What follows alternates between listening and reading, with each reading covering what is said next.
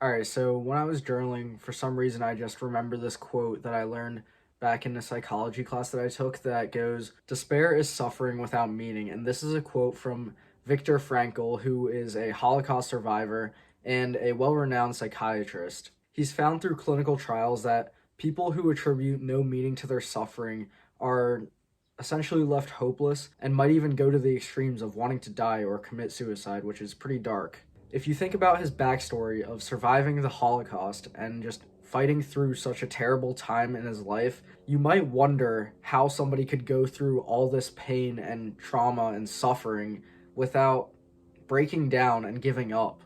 This is because of his mentality and his attitude towards the suffering that he was going through, and the fact that he found and attributed meaning to the suffering that he was experiencing in the concentration camps under the rule of the Nazis. So he knew that it would eventually come to an end and he would be able to break free from that horrible regime and that genocide that occurred. And that even though he was essentially in hell, there was a light at the end of the tunnel to look forward to outside of this world of suffering that he was experiencing. Viktor Frankl was a big proponent of free will in the sense that we can't really control the things that happen to us, but we can control the reactions that we have and the attitudes that we have towards our external environment, which is also a big part of Stoicism, where you understand that you're not able to control every external event, but you do have control of your emotions and how you respond to the events that are happening to you. And so it's interesting that while we can't avoid pain and suffering in our lives,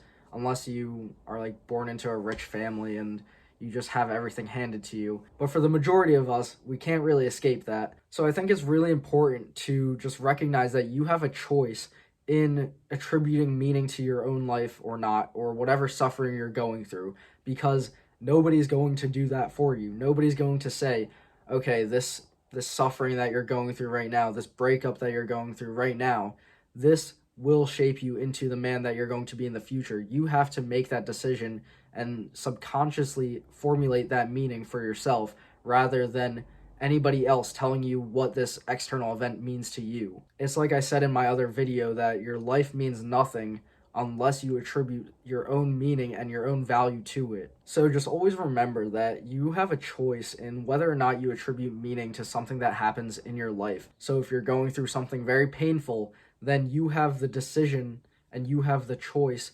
to make that a meaningful experience, even though it might be tough to get through. And if you don't attribute meaning to that suffering, then you'll be in despair. Thanks for watching. I'll see you next time.